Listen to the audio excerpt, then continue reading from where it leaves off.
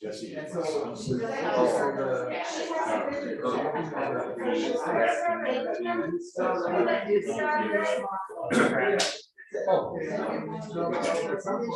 He did tell him that.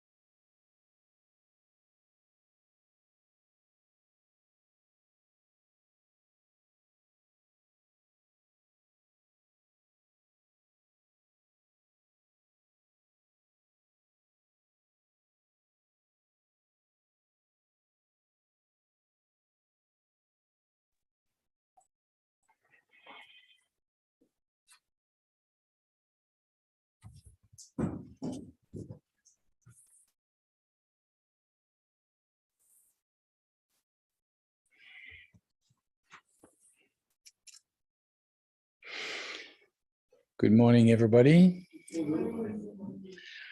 Are we live now? Okay.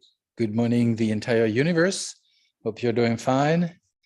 Happy to have you with us here to do nothing. Let's do nothing together for 1 hour for a change. Okay, so let's begin by taking refuge and generating the 4 measurables. Until I have reached full awakening, I take refuge in the Buddha, the Dharma, and the Supreme Assembly. By means of beneficial actions such as generosity, may I attain enlightenment in order to benefit beings. Until I have reached full awakening, I take refuge in the Buddha, the Dharma, and the Supreme Assembly. By means of beneficial actions such as generosity, may I attain enlightenment in order to benefit beings. Until I have reached full awakening, I take refuge in the Buddha, the Dharma, and the Supreme Assembly. By means of beneficial actions such as generosity, may I attain enlightenment in order to benefit beings. May all beings find happiness and the cause of happiness. May they be free from suffering and the cause of suffering. May they not be separated from the perfect happiness that is free from suffering. May they abide in great equanimity, free from attachment and aversion to those near and far. May all beings find happiness and the cause of happiness. May they be free from suffering and the cause of suffering. May they abide in great happiness that is free from suffering. May they abide in great equanimity, free from attachment and aversion to those near and far. May all beings find happiness and the cause of happiness. May they be free from suffering and the cause of suffering. May they not be separated from the perfect happiness that is free from suffering. May they abide in great equanimity, free from attachment and aversion to those near and far.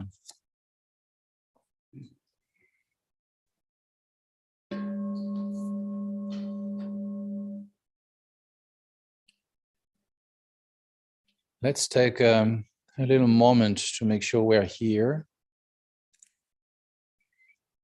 Whatever we've been doing before we arrived here, we let it fade away into the past, and what we might have to do in the future, we leave it on hold for now so that we can fully appreciate the leisure and the freedom that is ours in this moment.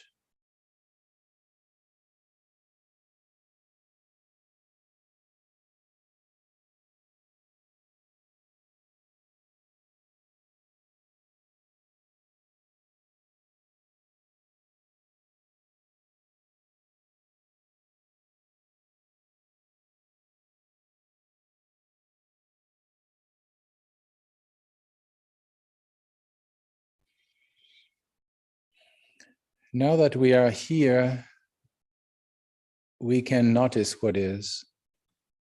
And before we notice what is happening with our mind, then we pay attention to our body. The posture will channel the energies within the body in a proper manner that will support the mind's quietness and attentiveness. So it's a very important element of the meditation.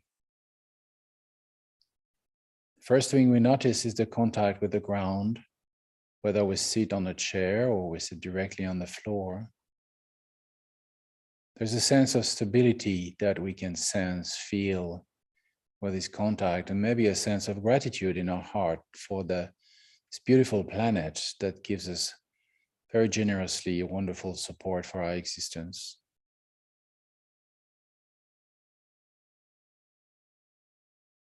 Our hands can be resting palm down, flat on our thighs, or in the meditation gesture, that is the right hand in the left and both resting in the lap.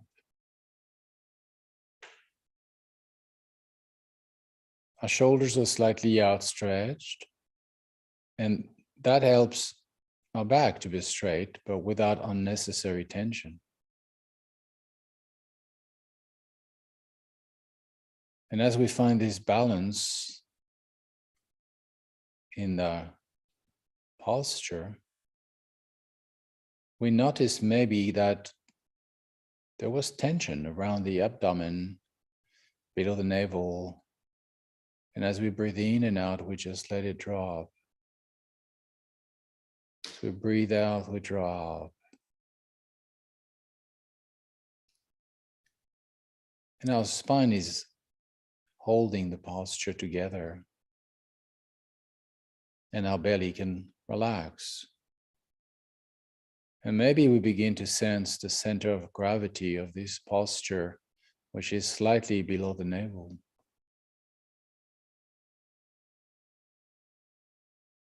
Solid posture, yet flexible, no tension.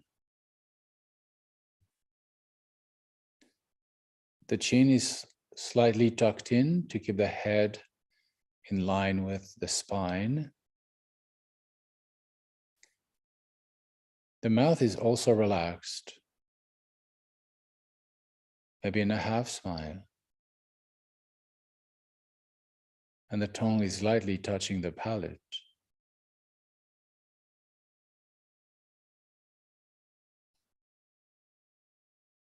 Our gaze is directed straight ahead, eyes half closed, slightly downward in a soft and open vision of what is in front of us. At times, if we find it more comfortable, we can also keep our eyes closed.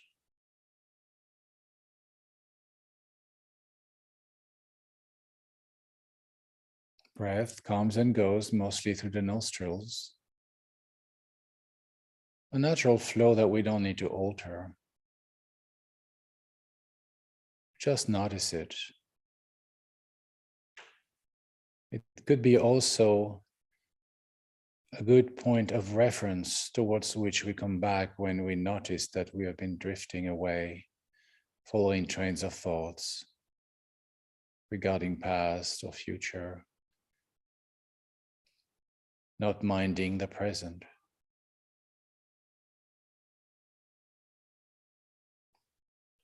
Now, this being said, thoughts, sense, perceptions will naturally come to the surface of our conscious mind. And this is not a problem. We don't have to suppress them violently. We don't have to entertain them endlessly either.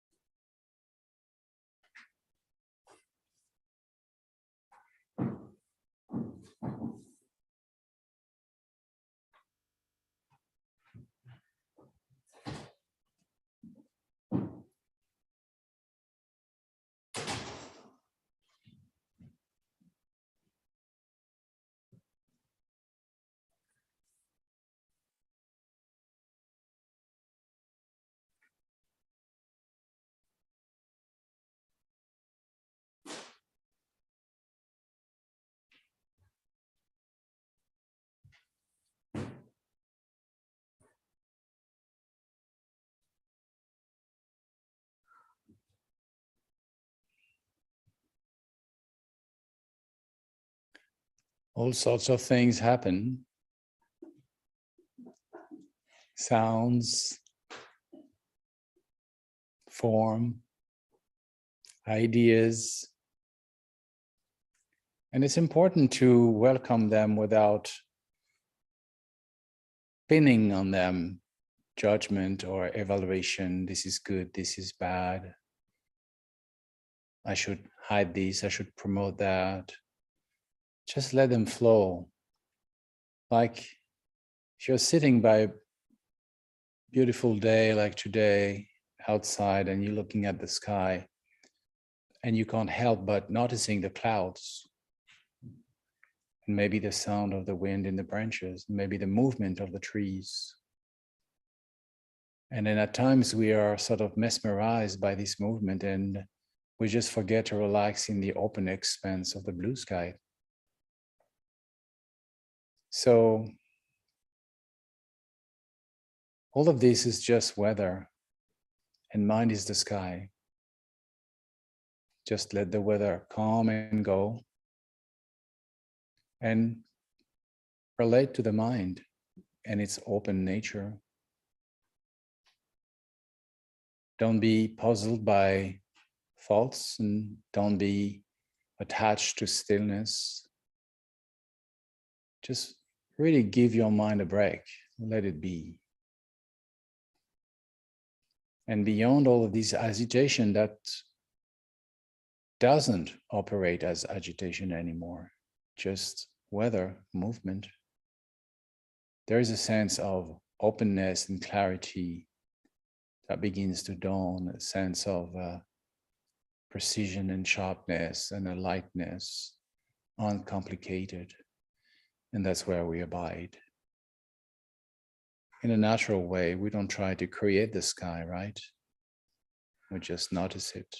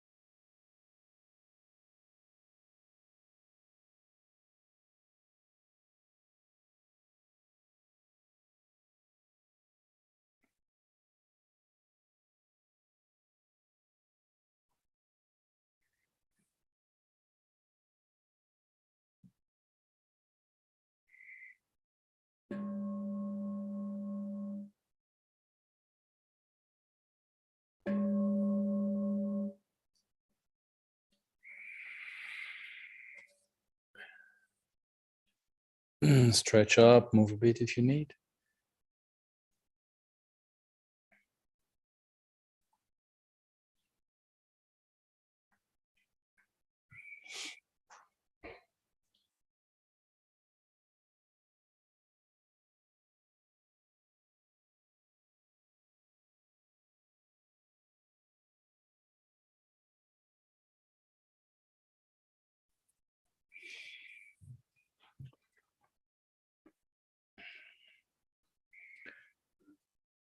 The mind training literature is giving us a lot of methods to work with what life brings to us and transform this into a path of bodhi, a path of awakening, an opportunity to cultivate broader compassion and deeper wisdom.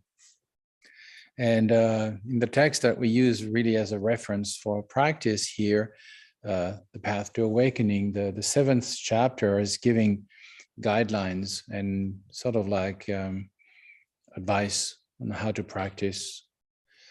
And so every Sunday I sort of like pick one, and then so this day today I want to pick pick the 51st, 51, slogan 51, not area 51, but slogan 51. And this slogan is, as of now. It starts like this, as of now. In Tibetan, say, da, re. Da means now, and re is as of. As of now, Dharma practice becomes my priority. So it's a very interesting commitment, because we can say, sure, I took refuge, I heard many things, and I understand the value, and I practice. Define practice. Define practice. In Tibetan, the word for practice is nyam len. Len means to seize, nyam the experience. So make the experience. That's another way maybe of translating practice. Because sometimes when you say, oh, yeah, I do my practice, we think of a chore, a duty, or something we like, that we do a certain moment of our day, maybe every other day when we have time, when there's an opportunity, would like to do more of it, but it's not always, the best time. And that's a way of seeing it, which is not entirely wrong, I guess. But here this slogan is really saying, as of now, having the experience of Dharma, of reality, is my priority. And there's no time in, time out. That's the idea. It's all the time. It's all the time. And that's the kind of mindfulness that we need to cultivate. But everything can be an opportunity to deepen our wisdom and broaden our compassion. Everything. And mind training is really pointing out the fact that you don't have to expect an ideal time. This time is good. It's just good enough, or it's just bad enough. Either way, it doesn't matter. If it's good, you got a lot to give. Exhale, love and compassion, joy, equanimity. If it's hard, take your fair share, breathe in, and then take a little bit more than your fair share, helping people who cannot bear their cross or cannot bear their challenge. So help out. Okay. And as you grow the capacity to take and deal and recycle and transform whatever life throws at you into compassion and wisdom, as you become more master of your skill, as you seize the experience, you made the experience, then you can do more. And you have to worry less about you, because you can deal with everything, or you can deal with most of it. And what I cannot deal with, well, that's exactly what I have to learn now. So the mind becomes a more our mind becomes more confident, and there is a certain form of contentment. We're not expecting things to be perfect. If they're fine, it's not a problem either. If they're a little bit more challenging, it's not a problem either. We'll work with it anyway. You know, it's like if you build something, you know, we've got builders here in the room, you know, like if you reject every piece of wood, you know, just like don't go to Lowe's to buy 2x4 because there's nothing you can do with this, you know. It's just like I wanted pine tree and they gave me banana tree, you know. And then same with the stones. If you want to build a wall, you know, you have to find a way to just like place the right stone at the right place. This two architects, you know, here that I like, Green and Green. I mean, I don't know if you're familiar with them, you know, the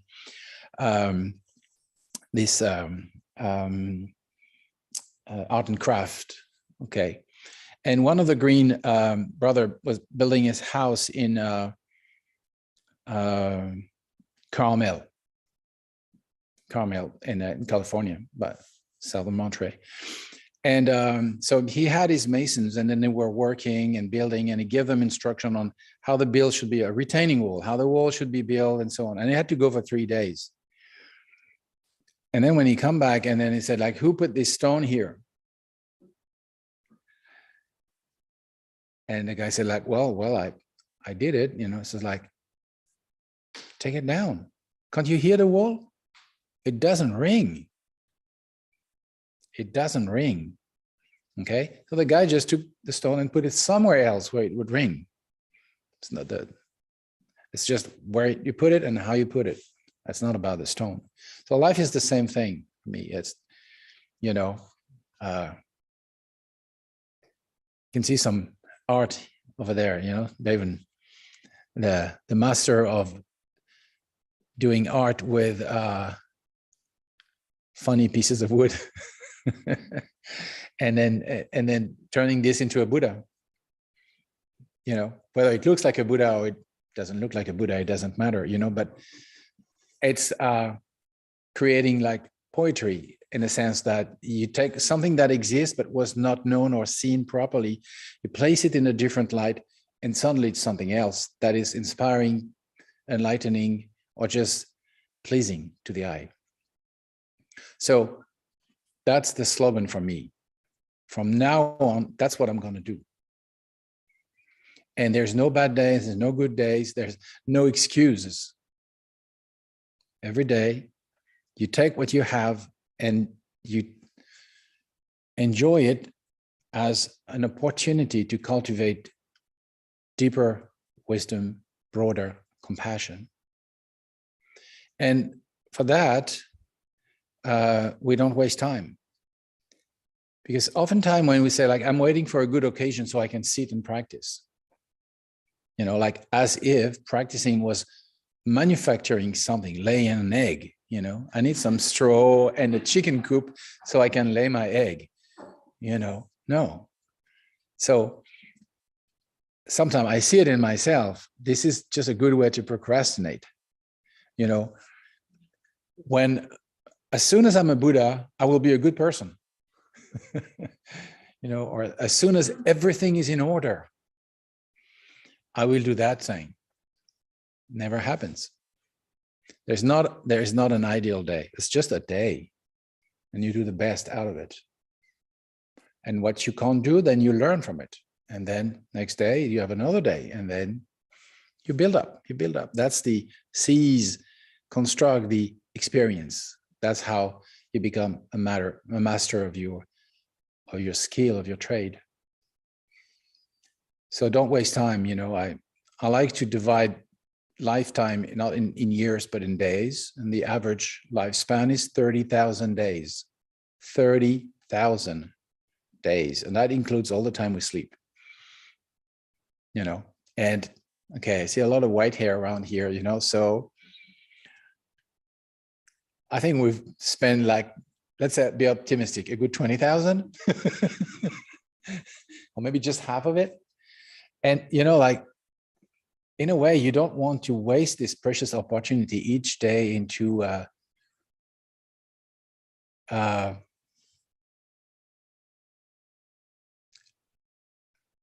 time that flows by without you making something out of it.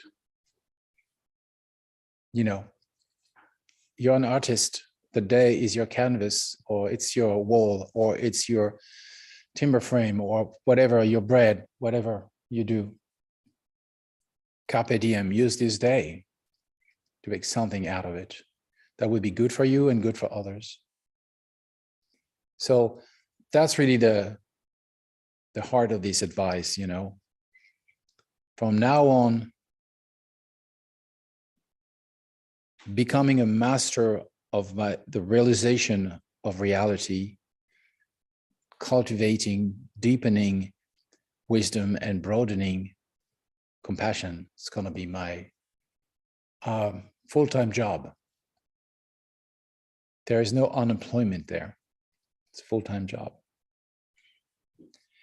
And in order to do this, we really have to understand three things and keep in mind three things. The first one, there are more people in the world than just yourself.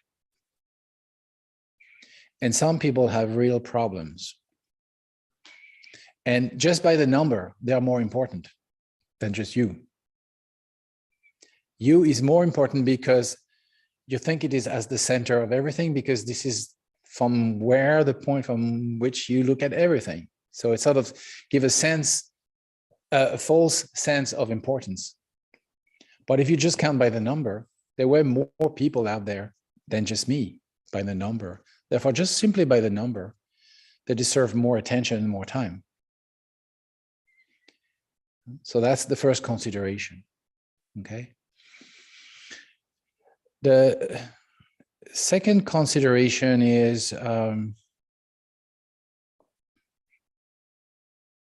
there are different types of instructions we may receive, you know? When we come here, for example, and then we study the teachings that the Buddha gave and so on, there's two ways to approach it. There's one way which is intellectual. We study, we read, and so on. And then there's another way to approach it, which is more experiential through your own meditation, your own contemplation. You validate what you have learned and thought about. And if we have to make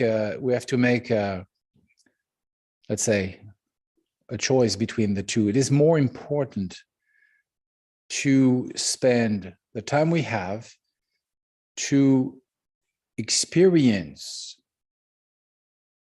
things than building up an academic knowledge. Words are helpful if and only, and useful if and only they lead you to contemplation and personal experience. If they take all the space, they're just another conceptual activity that's not going to liberate. So if you have to make a choice in these two formulation of the teachings, one which is academic, one which is more meditative and experiential, then the experience is more important. And then in the academic version of it, there are things that you can study forever, you know, like endless commentaries, and there's always somebody who write new books, and then so you can just go on forever. And there are the instructions that you receive that are custom tailored for you in the exchange with your spiritual friends, with your teachers. And they sort of like select, handpick among these huge, vast treasure of instructions, the few things that will be pertinent, that will be extremely efficient for you. And that's what you should cherish. And in terms of study, just like, let's get here in Shaman Rinpoche left us with a Path to Awakening, Boundless Wisdom. Okay. If you don't have much time to read, just read that. Okay. And then think about it. And then most important, put it into practice. And the third consideration is do not procrastinate. Just like do it right now, right now, right now. So let's do it right now.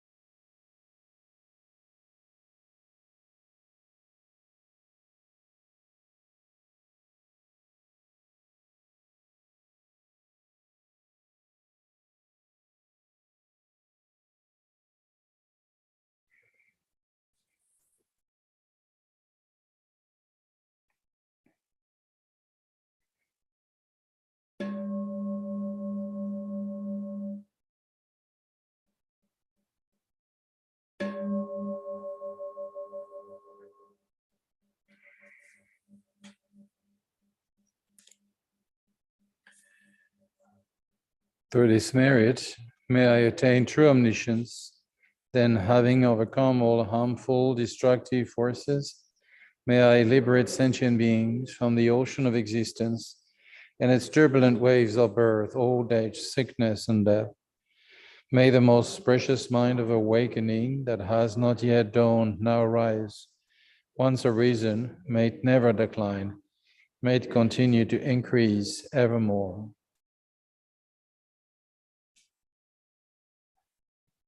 Thank you all very much. Thank you, friends over the rainbow. Enjoy your Sunday, be well, and see you next week if you feel like. Bye.